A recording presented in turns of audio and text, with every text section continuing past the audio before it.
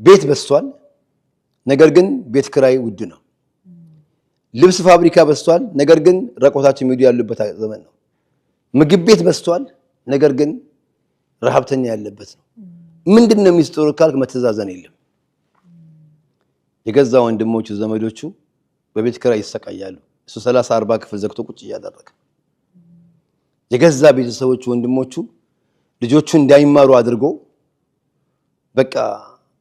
የራሱ ልጆች ብቻ እንዲማሩ አድርጎ እነዛ እንደፈለጉ ይሁኑ ብሎ ንቆች ይኖራሉ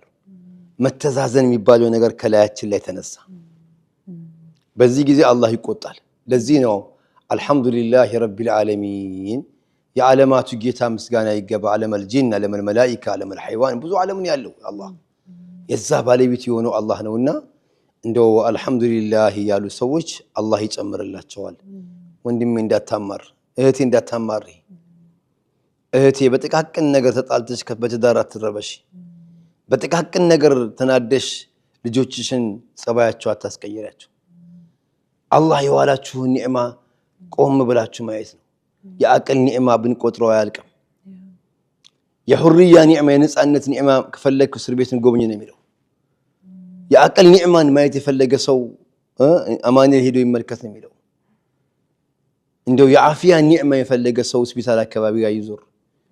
አረ ብዙ ነገር ነው የሰጠን ዛሬ ወደ ሰዎች ርቻሩ አላህ ቢያገባን ውድ ነው ይሄ አይናችን ቢያመን ስንት ብር ነው አንዱ ኩላሊት ለመተካ ስንት ነው የሚሉት እግራችን አንዱን ለመተካት አይችሉም ቅንድባችን ለመትከል አይችሉም ግን እንደ ወደ ሌላ አገር አላህ ወደ ሌላ ቦታ ቢወስደን እኮ ብዙ ወጪ ነው ያለ ግን የሰጠን ኒዕማ